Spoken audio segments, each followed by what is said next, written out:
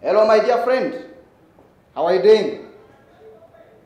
Sorry, my friend. I didn't pick your call because I was busy teaching my students.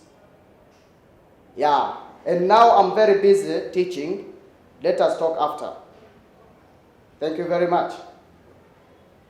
We are going to teach you the use of I was busy.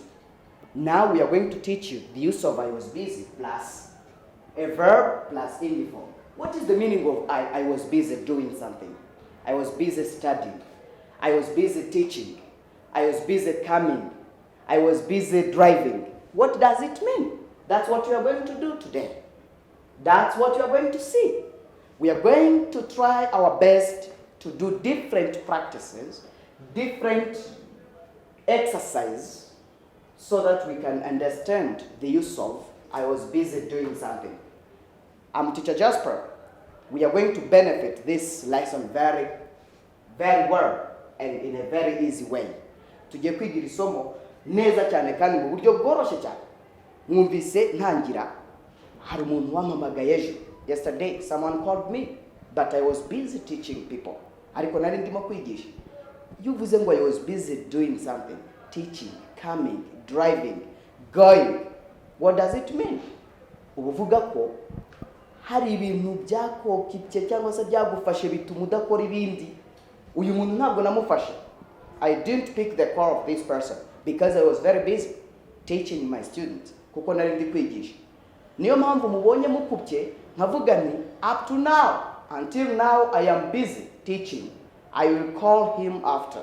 Ndaza kumuhamagara mu kanya kuko I am busy doing something na akakanya ndimo gukora ibintu runaka akakanya.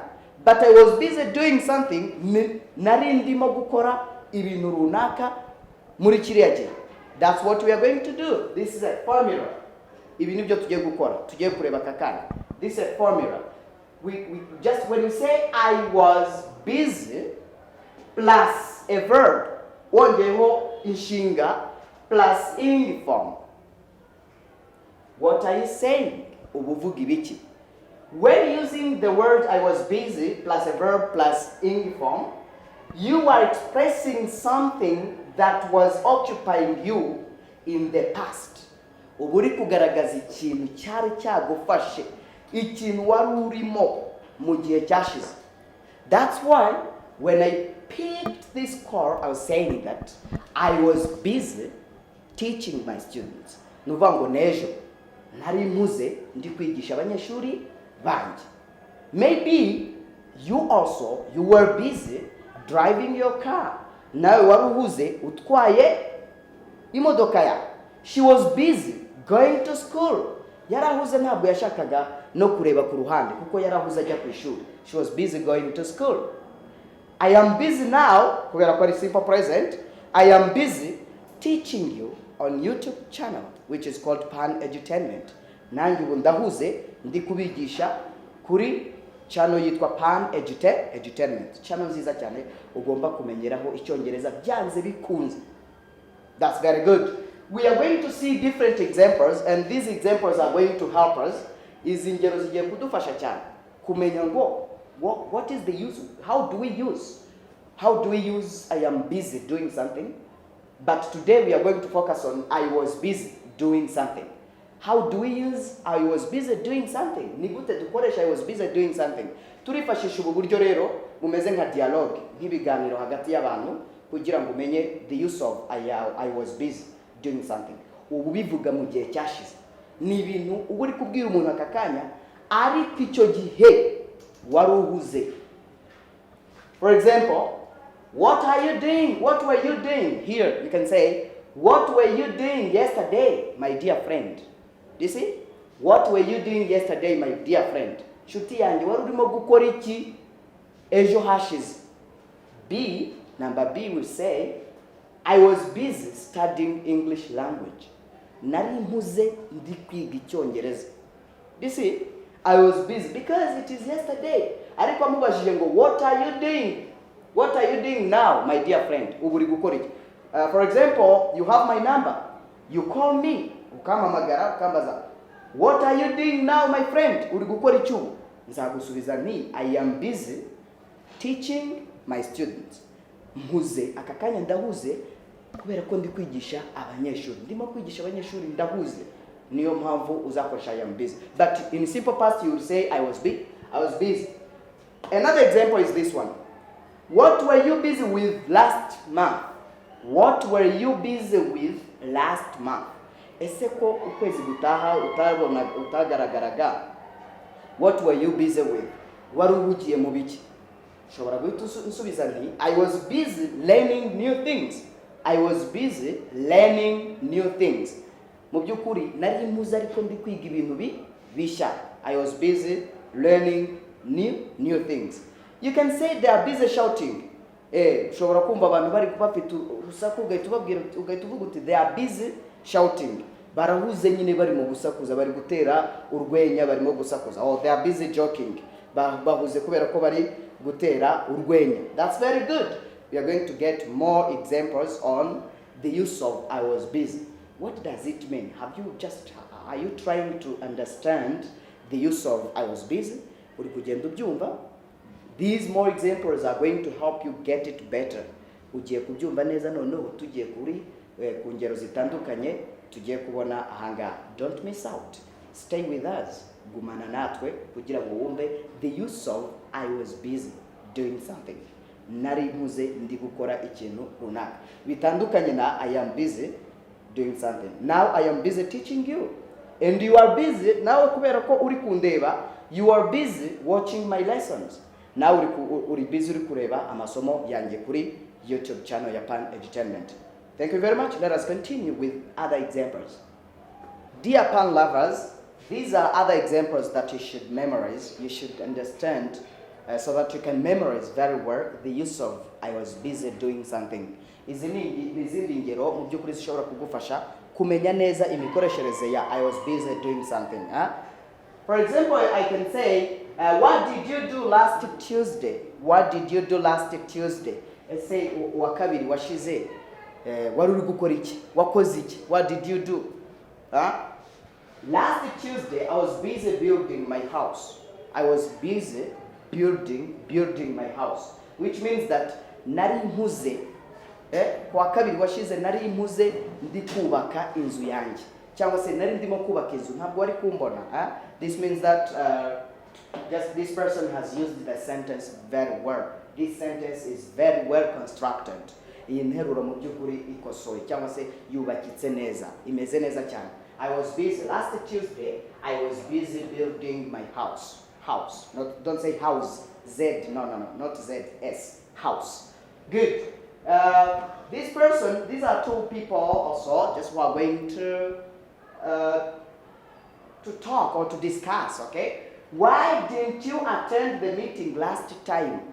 Mu byukuri kubera icyo utitabiriye inama ubushize, kuki utaje mu nama ubushize? Why didn't you attend the meeting last time? Ashobora guhita asubiza ati I was busy parenting my children. To parent no kugira inama. Kugira inama za kibyeyi cyane cyane. It's like to advise, but just in the family. When you are in the family, you are parenting people, you are parenting your children, your wife, what? Just that is parenting. Parenting cyane cyane no kugira inama za kibyeyi abana cyangwa batoya mu muryango. You are parenting that time. Good. Then this person number A may say, why didn't you attend the meeting last time? Kuki utitabiriye inama? Oh, I was busy parenting my children. Mu byukuri nari mpuze ngiri inama abana banje bari bamaze kunanira. I was busy parenting my children. Here are other examples that you should understand. Izi ni izindi ngero ugomba kumenya mu byukuri. Yeah, try your best to understand this because it will be very, very essential for you in your future time when you'll be starting to speak English language. Good. Here you can say, why didn't you follow Joseph to the market last week? Kuki utakurikiye Joseph ku isoko? Kuki utamukurikiye? Kuki mutajyanye byagenze gute? What happened? Nari nzi ko mujyana. Ashobora guhita asubiza ngo I was busy cleaning my room. Sorry my father. I was busy cleaning my room. Rwose munyihanganire mubyeyi, nari mpuze ndi kugira ngo ndi gusukura icyumba cyanjye. Niyo mpamvu mu byukuri Joseph yagiye wenyine. I was busy cleaning my room. The last, not the least, is this one. Why didn't you come to see me home last Monday? You see? Why didn't you come to see me home or to see me at home last Monday? Kuki utaje kundeba ariko mu rugo kuwa mbere washize kuki utaje kundeba? This person can say, I was busy thinking about you. Uyu waba ari umutomo. Mu byukuri nanze kuza kukureba mu rugo kubera ko narimpuze ndi kugutekerezaho. Yeah, it can be a love point, this one. I was busy thinking about you. Tekereza agakobwa kaguhamagaye, hey Sheri, shushu, sweetheart, why didn't you come to see me at home last Monday? Ugahita umubwira uti, my friend, my dear friend, I was busy thinking about you. Narimpuze mu byukuri ndimo kugutekerezaho. It can be a very good sweet word. Byaba ari ijambo riryohereye cyane mu matwi y'ugukunda cyangwa se ugukunda. That's very good. And me now, I am busy teaching you, okay? And I was busy last time teaching you. Ubu ndahuze ndi kubigisha, and I was busy teaching you. Nanone narimpuze ndi kubigisha, and I will be busy teaching you. Nanone nejo nzaba mpuze ndi kubigisha. I teach you all the time. I teach you all the time because I love you. Mbigisha buri gihe kuko mbakunda. Mu byukuri muri abantu b'agaciro kuri njyewe hano kuri Pan Edutainment, kuko namaze kubona ko turi kumwe pe. Two heads are better than one. Imitwe ibiri ni myiza kuruta umwe, cyangwa se mu kinyarwanda cyiza umugani mwiza ni nko kuvuga ngo ababiri bajya inama baruta umunani urasana, cyangwa ababiri bishe umwe. Niyo mpamvu ngusabye ikintu kimwe, my friend, gerageza ukore share ku buryo bushoboka niba ukunda Pan na mwarimu wacu. If you love Pan Entertainment Channel and if you love Teacher Jasper, niba ukunda na mwarimu Jasper, gerageza woherereza abana. Ubundi Uwiteka yafashe intumwa 12 arazibwira ngo mugende mutange ubutumwa bwiza, abazabwakira. Namwe rero ni mutanga aya masomo ya Pan y'Icyongereza ku bantu benshi abadashaka kwiga mu bareke, ariko noneho ntihagire umuntu ubura amahirwe kandi wowe wayabonye ugomba kumwoherereza mu byukuri aya masomo. That's what I sensitize you all the time.